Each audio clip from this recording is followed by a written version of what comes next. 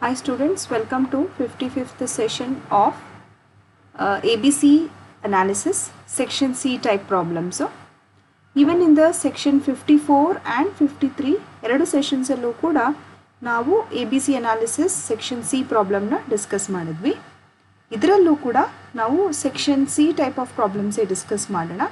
ಸ್ವಲ್ಪ adjustment methodology ಸ್ವಲ್ಪ different ಇರೋದಷ್ಟೇ. Yes, we will go into the problem.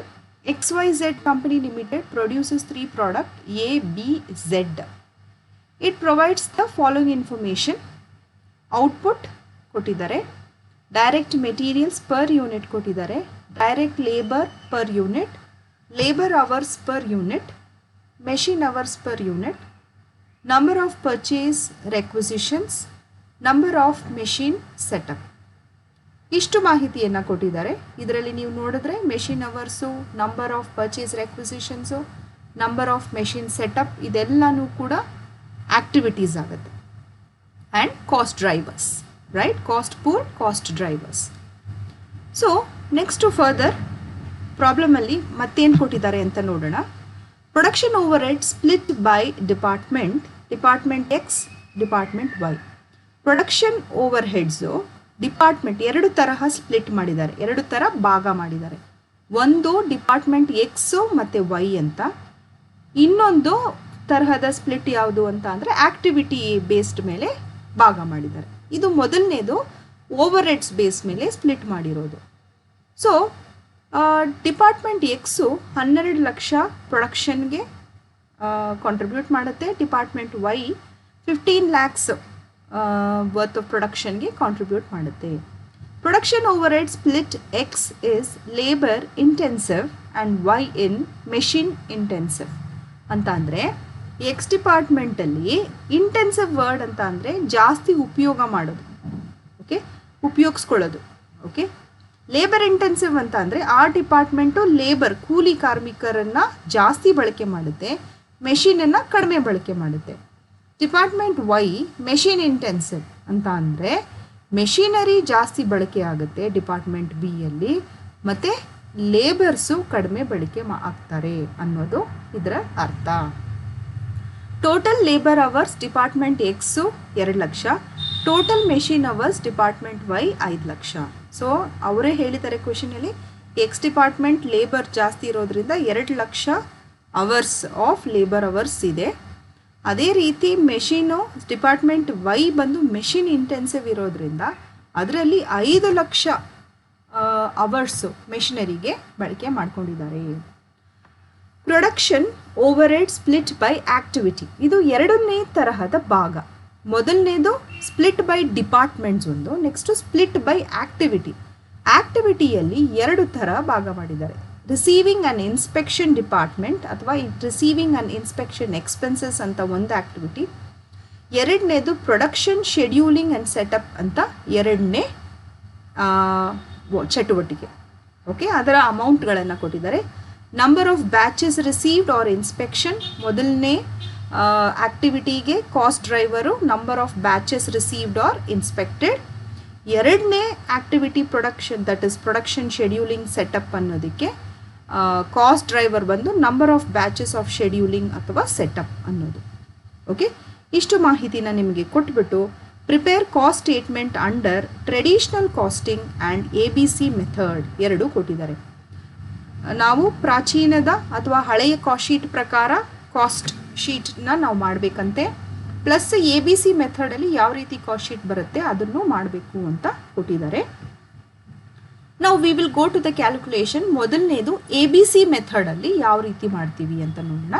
ABC ಮೆಥಡಲ್ಲಿ ನಿಮ್ಗೆ ಗೊತ್ತಿರೋ ಪ್ರಕಾರ ಫಸ್ಟು ಒಂದು ಕ್ಯಾಲ್ಕುಲೇಷನ್ ಆಫ್ ಕಾಸ್ಟ್ ಡ್ರೈವರ್ ರೇಟನ್ನ ನಾವು ಕ್ಯಾಲ್ಕುಲೇಟ್ ಮಾಡ್ತೀವಿ.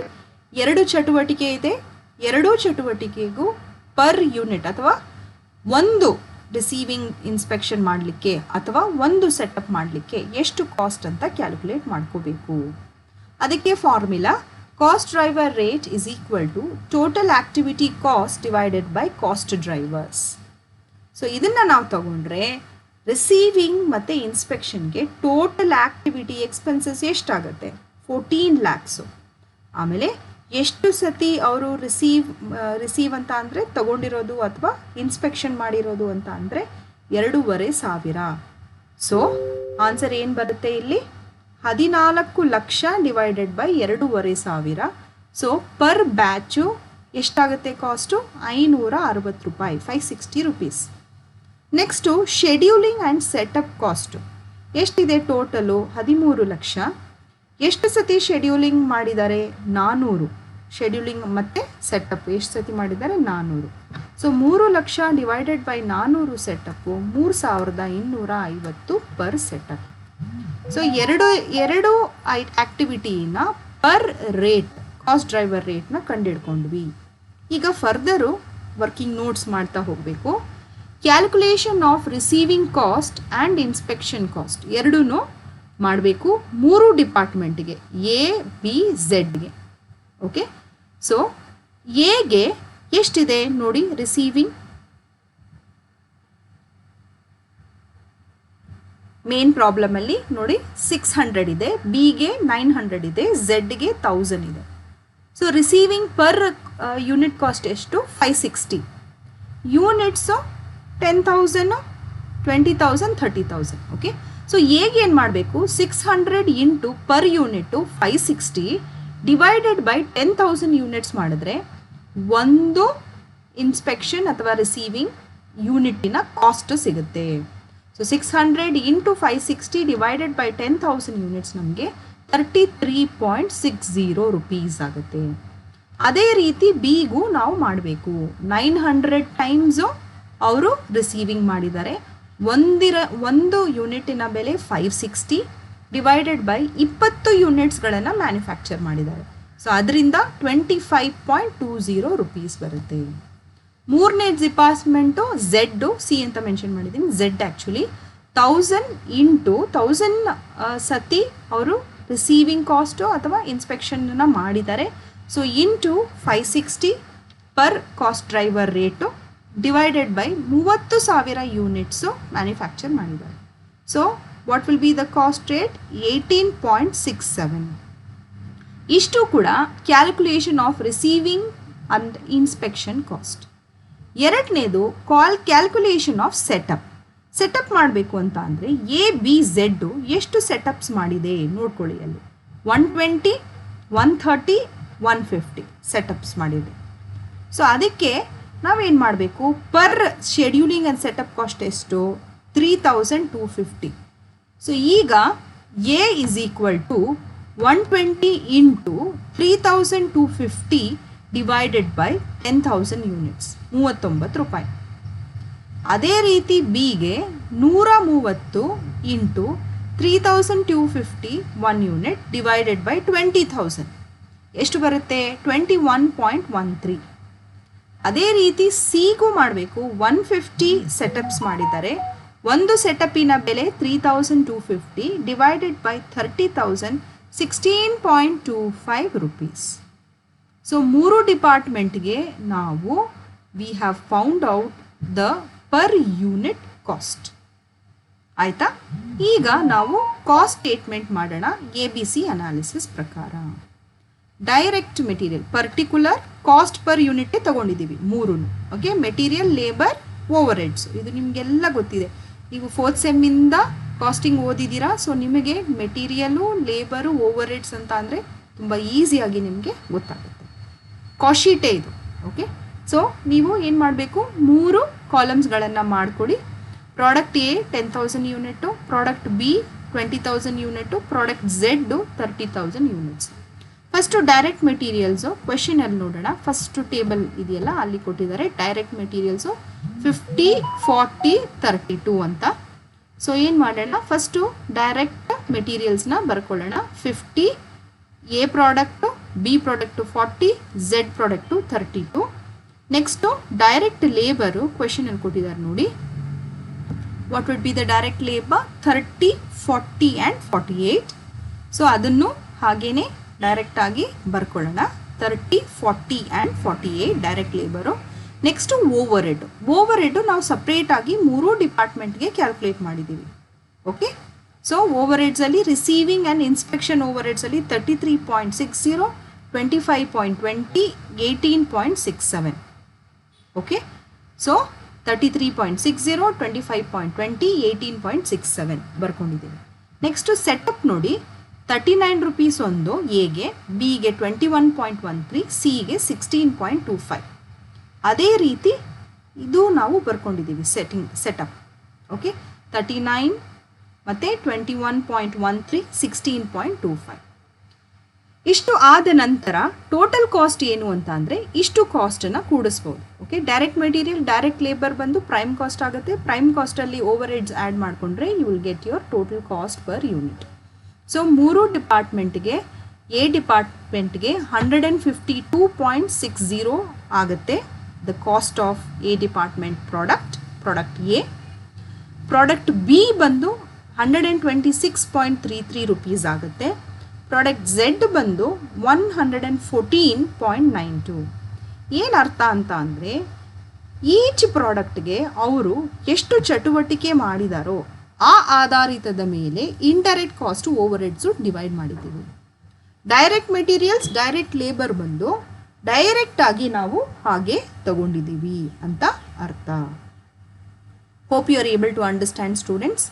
ನೆಕ್ಸ್ಟ್ ಕಂಟಿನ್ಯೂಯೇಷನು, ಟ್ರೆಡಿಷ್ನಲ್ ಮೆಥಡಲ್ಲಿ ಯಾವ ರೀತಿ ನಾವು ಕಾಸ್ಟ್ ಶೀಟ್ನ ಪ್ರಿಪೇರ್ ಮಾಡೋದು ಅಂತ. ಟ್ರೆಡಿಷ್ನಲ್ ಮೆಥಡ್ಗೆ ನಮಗೆ ಡಿಪಾರ್ಟ್ಮೆಂಟ್ ಎಕ್ಸು ಮತ್ತು ಡಿಪಾರ್ಟ್ಮೆಂಟ್ ವೈ ಅಂತ ಕೊಟ್ಟಿದ್ದಾರೆ, ನಿಮಗೆ ಗೊತ್ತಿದೆ. ಒಂದು ಲೇಬರ್ ಇಂಟೆನ್ಸಿವ್, ಎರಡನೇದು ಮೆಷಿನ್ ಇಂಟೆನ್ಸಿವ್. ಸೊ ಆವಾಗ ಏನು ಮಾಡಬೇಕು ಅಂತ ಅಂದರೆ total expenses divided by total labour hours x ಡಿಪಾರ್ಟ್ಮೆಂಟ್ಗೆ, ವೈ ಡಿಪಾರ್ಟ್ಮೆಂಟ್ಗೆ total machine hours divided by total expenses of machinery divided by machine hours. So ಇದು ಕ್ವೆಶನಲ್ಲಿ ಕೊಟ್ಟಿದ್ದಾರೆ, ನೋಡ್ಕೊಳ್ಳೋಣ ಒಂದ್ಸತಿ. ನೋಡಿ ಇಲ್ಲಿ ಕೊಟ್ಟಿದ್ದಾರೆ, they have given that department a 12 lakhs, department Y 15 lakhs. Okay, so department total labour hours 2 lakhs, that is third line ನೋಡ್ಕೊಳ್ಳಿ. Fourth line total machine hours it will give you 5 lakhs. ಈ ರೀತಿಯಲ್ಲಿ ಕೊಟ್ಟಿದ್ದಾರೆ. So ಇದನ್ನು ನಾವು you have to take into ಕನ್ಸಿಡ್ರೇಷನಲ್ಲಿ ತಗೊಂಡು ಮಾಡೋಣ. So department x 12 lakhs, total labour hours ಅಂತ ಅಂದರೆ 2 lakhs. So what is the absorption cost per labour hour ಅಂತ ಅಂದರೆ 6 rupees per labour hour, 6 rupees. ಅದೇ ರೀತಿ department Y 15 lakhs divided by 5 lakhs, ಇದನ್ನು ಕ್ವೆಶನಲ್ಲೇ ಕೊಟ್ಟಿದ್ದಾರೆ. So 3 rupees per machine hour. Department X labour oriented intensive ಮತ್ತು department Y machine oriented. ಈಗ traditional ಸಿಸ್ಟಮಲ್ಲಿ ಕಾಸ್ಟ್ ಶೀಟು ಯಾವ ರೀತಿ ಮಾಡೋದು ಅಂತ ನೋಡೋಣ. Particular same format, product X A 10,000 units, product B 20,000 units, product C 30,000 units. So direct materials ನೋಡಿ ಕ್ವೆಶನಲ್ಲಿ ಕೊಟ್ಟಿರೋದನ್ನೇ 50, 40, 32 ಅಂತ ಕೊಟ್ಟಿದ್ದಾರೆ. ನಾವು ಆಲ್ರೆಡಿ ಇದು ಮಾಡೋವಾಗ ಇದನ್ನು ತಗೊಂಡಿದ್ದೀವಿ. ಎ ಬಿ ಸಿ ಮೆಥಡಲ್ಲಿ ಸ್ಟೇಟ್ಮೆಂಟ್ ಆಫ್ ಕಾಸ್ಟ್ ಮಾಡಿದವಾಗ ಮೆಟೀರಿಯಲ್ಲು ತಗೊಂಡಿದ್ದೀವಿ, ಲೇಬರು ತಗೊಂಡಿದ್ದೀವಿ, ಅದನ್ನೇ ಬರ್ಕೊಳ್ಳಿ. 50, 40 ಮತ್ತು 32. ಅದೇ ರೀತಿ ಲೇಬರು 30, 40, 48. ಈಗ ಓವರ್ ಹೆಡ್ಸ್ ಮಾಡೋವಾಗ ಟ್ರೆಡಿಷ್ನಲ್ ಸಿಸ್ಟಮಲ್ಲಿ you have to take per hour rate 6 into how many hours they have been working. ನೋಡಿ ಇಲ್ಲಿ ಲೇಬರ್ ಅವರ್ಸು 3 ಎಗೆ, ಬಿಗೆ 4, ಝೆಡ್ಗೆ 5. ಓಕೆ, ಸೊ ಅದೇ ಅವರ್ಸ್ಗಳನ್ನು ಪರ್ ವ್ಯಾಲ್ಯೂ ಅಥವಾ ಪರ್ ಯೂನಿಟ್ ವ್ಯಾಲ್ಯೂ ಇಲ್ಲಿ ಕ್ಯಾಲ್ಕುಲೇಟ್ ಮಾಡಿದ್ವಲ್ಲ ಅದರಲ್ಲಿ ಮಲ್ಟಿಪ್ಲೈ ಮಾಡಬೇಕು. ಸೊ ನಾವಿಲ್ಲಿ ಏನು ಮಾಡ್ತೀವಿ, 3 ಇಂಟು 6 18 ರೂಪೀಸ್ ಎ ಡಿಪಾರ್ಟ್ಮೆಂಟ್ಗೆ. ಅದೇ ರೀತಿ 4 hours ಇಂಟು 6 ಕಾಮನ್ 6, ಯಾಕಂದರೆ 6 ಪರ್ ಯೂನಿಟ್ ರೇಟ್ ನಾವು ಕ್ಯಾಲ್ಕುಲೇಟ್ ಮಾಡಿದ್ವಲ್ಲ. Department x total number of labour expenses divided by total number of labour hours. So ಎಷ್ಟು, ಒಂದು ಲೇಬರ್ ಅವರ್ ಎಷ್ಟು, 6 ರೂಪಾಯಿ ಅಂತ ಅಂದರೆ ಡಿಪಾರ್ಟ್ಮೆಂಟ್ ಎಕ್ಸಲ್ಲಿ ಎ ಪ್ರಾಡಕ್ಟು 3 ಅವರ್ ಕೆಲಸ ಮಾಡಿ.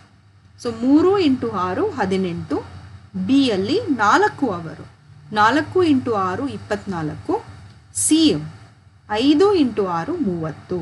ಈ ರೀತಿ ತಗೋಬೇಕು. ಡಿಪಾರ್ಟ್ಮೆಂಟ್ ವೈಗೆ ಬಂದಾಗ ಮೆಷಿನ್ ಅವರ್ಸು ಎಷ್ಟು ಓಡಿಸಿದ್ದಾರೆ ಅಂತ ನಿಮಗೆ ಲೆಕ್ಕದಲ್ಲಿ ಮೇನ್ ಕ್ವೆಶನಲ್ಲಿ ಕೊಟ್ಟಿದ್ದಾರೆ. ನೋಡೋಣ ಬನ್ನಿ. ಸೊ ನೋಡಿ, ಇಲ್ಲಿ ಮೆಷಿನ್ ಅವರ್ಸು 4 ಎಗೆ, ಬಿಗೆ 4 ಅವರ್ಸು, ಝೆಡ್ಗೆ 7 ಅವರ್ಸ್. ಕೆಳಗಡೆಯಿಂದ 3ನೇ ಕಾಲಮ್ ರೋ ನೋಡ್ಕೊಳ್ಳಿ. Machine hours per unit 4, 4, 7. So per unit ನಾವು ಎಷ್ಟು ಕ್ಯಾಲ್ಕುಲೇಟ್ ಮಾಡಿದ್ವಿ? S, see here 3. ಸೊ ಅದೇ ರೀತಿ 4 × 3 12 ಬರುತ್ತೆ, 4 × 3 ಮತ್ತೆ 12 ಬರುತ್ತೆ. ಸಿ ಬಂದು 7 × 3 21. ಓಕೆ, ಇಷ್ಟು ತಗೋಬೇಕು. ಟೋಟಲ್ ಕಾಸ್ಟನ್ನ ಎ ಬಿ ಸಿಗೆ ಟೋಟಲ್ ಮಾಡಿಕೊಡಿ. 50 + 30 + 18 + 12 ಮಾಡಿದ್ರೆ ಎ ಯೂನಿಟ್ಗೆ 110. ಬಿ ಯೂನಿಟ್ಗೆ ನೋಡಿ 20,000 ಪ್ರೊಡ್ಯೂಸ್ ಮಾಡೋದಕ್ಕೆ 40 + 40 + 24 + 12 126. ಸಿ ಯೂನಿಟ್ಗೆ 32 + 48 + 30 + 21 131. ಸೊ ಇಷ್ಟು ಬಂದು total cost per unit. So ನಿಮಗೆ ಇಲ್ಲಿ ನೋಡಿದ್ರೆ traditional cost a b c ಅನಾಲಿಸಿಸಲ್ಲಿ 152, 126, 114 ಬರುತ್ತೆ. ಇಲ್ಲಿ ನೋಡಿದ್ರೆ 110, 126, 131. ಅಂದರೆ ಇಲ್ಲಿ ಏನಾಗುತ್ತೆ ಅಂತ ಅಂದರೆ ಎಷ್ಟೇ ಯೂನಿಟ್ಸ್ ಪ್ರೊಡ್ಯೂಸ್ ಮಾಡಿದ್ರು, ಎಷ್ಟೇ ಚಟುವಟಿಕೆ ನೀವು ಮಾಡಿದ್ರೂ ಕೂಡ ಆವ್ರೇಜ್ ಆಗಿ ಡಿವೈಡ್ ಆಗುತ್ತೆ. ಯಾವುದರಲ್ಲಿ? ಟ್ರೆಡಿಷ್ನಲ್ ಮೆಥಡಲ್ಲಿ. ಆದರೆ ಎ ಬಿ ಸಿಯಲ್ಲಿ ಆ್ಯಕ್ಟಿವಿಟಿ ಎಷ್ಟು ಮಾಡ್ತೀರಾ, ಆ ಆ್ಯಕ್ಟಿವಿಟಿನ ಒಂದು ಕಾಸ್ಟ್ ಅಂತಲೇ ಓವರ್ ಹೆಡ್ ಕಾಸ್ಟ್ಗೆ ಅಸೋಸಿಯೇಟ್ ಮಾಡಿಕೊಂಡು ಈಚ್ ಆ್ಯಕ್ಟಿವಿಟಿ ಬೇಸ್ಡು ಕಾಸ್ಟನ್ನು ಡಿವೈಡ್ ಮಾಡ್ತಾರೆ, ಅಪೋರ್ಷನ್ ಮಾಡ್ತಾರೆ. ಎ ಬಿ ಝೆಡ್ 3 ಡಿಪಾರ್ಟ್ಮೆಂಟ್ಗೆ ಆ ರೀತಿ ಅಪೋರ್ಷನ್ ಅಥವಾ ಡಿವೈಡ್ ಮಾಡ್ತಾರೆ. ಹೋಪ್ ನಿಮಗೆ ಅರ್ಥ ಆಗಿದೆ ಅಂತ ಭಾವಿಸ್ತೀನಿ. ಈ ತರಹದ ಕ್ವೆಶನ್ಸು 14 ಮಾರ್ಕ್ಸ್ ಕ್ವೆಶನ್ಸ್ ಬರುತ್ತೆ. ಸೊ ನಾವು ಈ ರೀತಿ ಕ್ವೆಶನ್ಸ್ನ ಪ್ರಾಕ್ಟೀಸ್ ಮಾಡಬೇಕು. ಓಕೆ, ಹಲವಾರು ಕ್ವೆಶನ್ಸ್ನ ಪ್ರಾಕ್ಟೀಸ್ ಮಾಡಬೇಕು. ತುಂಬ ಈಸಿ. ಒಂದು ಸತಿ ರಿವಿಷನ್ ಮಾಡೋಣ. ಏನೇನು ಮಾಡಿದ್ವಿ ಅಂತ ಫಸ್ಟಿಂದ ಒಂದು ಸತಿ ಹೇಳ್ಕೊಂಬರ್ತೀನಿ. ಈ ಕ್ವೆಶನಲ್ಲಿ ನಿಮಗೆ ಎ ಬಿ ಸಿ ಅನಾಲಿಸಿಸ್ ಮತ್ತು ಟ್ರೆಡಿಷ್ನಲ್ ಕಾಸ್ಟಿಂಗ್ ಮೆಥಡಲ್ಲಿ ಎರಡೂ ಸಿಸ್ಟಮಲ್ಲಿ ಸ್ಟೇಟ್ಮೆಂಟ್ ಆಫ್ ಕಾಸ್ಟನ್ನು ಮಾಡೋಕ್ಕೆ ಹೇಳಿದ್ದಾರೆ. ಸೊ ಫಸ್ಟು ನಾವು ಎ ಬಿ ಸಿ ರಿಲೇಟೆಡ್ ಆಗಿ ಫಸ್ಟು ನಾವು ಸಾಲ್ವ್ ಮಾಡಿದ್ವಿ. ಎ ಬಿ ಸಿ ಅನಾಲಿಸಿಸ್ ಪ್ರಕಾರ ಮಾಡಿದಾಗ ಫಸ್ಟು ಕಾಸ್ಟ್ ಡ್ರೈವರ್ ರೇಟನ್ನು ಕಂಡುಹಿಡಿಬೇಕು. ಕಾಸ್ಟ್ ಡ್ರೈವರ್ ರೇಟು ಇಲ್ಲಿ 2 ಆ್ಯಕ್ಟಿವಿಟಿ ಇದೆ. ಒಂದು ರಿಸೀವಿಂಗ್ ಆ್ಯಂಡ್ ಇನ್ಸ್ಪೆಕ್ಷನ್, ಎರಡನೇದು ಶೆಡ್ಯೂಲಿಂಗ್ ಆ್ಯಂಡ್ ಸೆಟಪ್. ಈ 2 ಆ್ಯಕ್ಟಿವಿಟಿನ ಕಾಸ್ಟ್ ಡ್ರೈವರ್ ರೇಟ್ ಕ್ಯಾಲ್ಕುಲೇಟ್ ಮಾಡ್ಕೊಂಡ್ವಿ. ಮಾಡ್ಕೊಂಡಿದ್ದ ತಕ್ಷಣ ನೆಕ್ಸ್ಟ್ ಸ್ಟೆಪ್ಪು ಒಂದೊಂದು ಪ್ರಾಡಕ್ಟ್ಗೂ ಎಷ್ಟು ಕಾಸ್ಟ್ ಬರುತ್ತೆ ಪರ್ ಯೂನಿಟ್ ಅನ್ನೋದನ್ನು ಕ್ಯಾಲ್ಕುಲೇಟ್ ಮಾಡ್ಕೊಂಡ್ವಿ. ಇದಾದ ನಂತರ ಕಾಸ್ಟ್ ಸ್ಟೇಟ್ಮೆಂಟಲ್ಲಿ ಇದನ್ನು ನಾವು ಈ ಮಾಹಿತಿಯನ್ನು ಇನ್ಕಾರ್ಪೊರೇಟ್ ಮಾಡಿದ್ವಿ.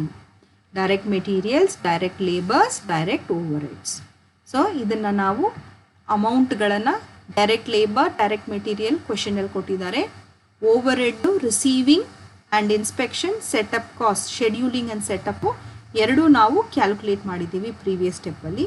ಎಲ್ಲ ಸೇರಿಸಿ ಟೋಟಲ್ ಮಾಡಿದ್ರೆ ಟೋಟಲ್ ಕಾಸ್ಟ್ ಪರ್ ಯೂನಿಟ್ ನಮಗೆ ಸಿಗುತ್ತೆ. ನೆಕ್ಸ್ಟು ಅದೇ ರೀತಿ ಟ್ರೆಡಿಷ್ನಲ್ ಮೆಥಡಲ್ಲಿ ಈ ಪ್ರಾಬ್ಲಮಲ್ಲಿ ಹೇಳಿದ್ದಾರೆ 2 ಡಿಪಾರ್ಟ್ಮೆಂಟ್ಸ್, ಪ್ರೊಡಕ್ಷನ್ ಡಿಪಾರ್ಟ್ಮೆಂಟ್ಸ್ನ 2 ಭಾಗವಾಗಿ ಮಾಡಿದ್ದಾರೆ. ಒಂದು ಎಕ್ಸು ಲೇಬರ್ ಓರಿಯೆಂಟೆಡ್ ಅಥವಾ ಇಂಟೆನ್ಸಿವ್, ಎರಡನೇದು Y which is called as machine intensive. So ನಾವೇನು ಮಾಡಿದ್ವಿ, first labour hours per labour hour ಅಂತ ಅಂದರೆ ಒಂದು ಅವರ್ಗೆ ಎಷ್ಟು ಖರ್ಚು, ಎಷ್ಟು ಅಮೌಂಟ್ ಆಫ್ ಲೇಬರ್ ಆಗುತ್ತೆ, ಮತ್ತು ಅದೇ ರೀತಿ ಪರ್ ಅವರ್ಗೆ ಮಿಷಿನ್ ಅವರ್ ಎರಡೂ ಕ್ಯಾಲ್ಕುಲೇಟ್ ಮಾಡ್ಕೊಂಡ್ವಿ. ಯಾವ ರೀತಿ ಅಂತ ಫಾರ್ಮುಲಾ ನಿಮ್ಗೆ ಗೊತ್ತಿದೆ. Total labour expenses divided by total number of labour hours. ನಮಗೆ ಲೇಬರ್ ಅವರ್ ಸಿಗುತ್ತೆ.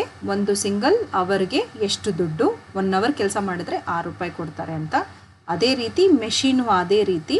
ಟೋಟಲ್ ಮೆಷಿನರಿ ಕಾಸ್ಟ್ ಬಂದು 15 lakhs divided by 5 lakh machine hours ಓಡಿದೆ. ಸೊ 1 ಅವರಿಗೆ 3 ರೂಪಾಯಿ.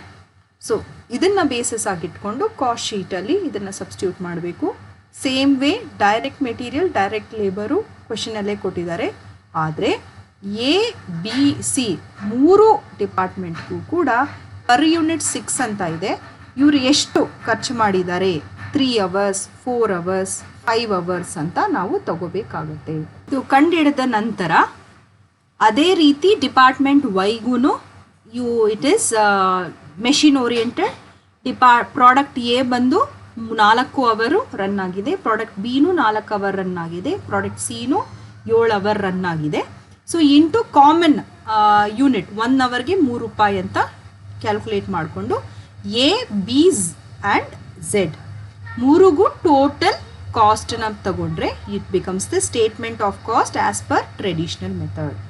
ತುಂಬ ಈಸಿ ಇದೆ ಸ್ಟೂಡೆಂಟ್ಸ್. ಈ ಕ್ವೆಶನ್ ಮಾತ್ರ ದಯವಿಟ್ಟು ಬಿಡಕ್ಕೆ ಹೋಗಬೇಡಿ, ಪ್ರಾಕ್ಟೀಸ್ ಮಾಡಿ. ಏನೇ ಡೌಟ್ಸ್ ಇದ್ದರೂ ಕಮೆಂಟ್ ಬಾಕ್ಸಲ್ಲಿ ಕೇಳಿ, ನಾನು ನಿಮಗೆ ರಿಪ್ಲೈ ಮಾಡ್ತೀನಿ. Thank you students, thank you so much.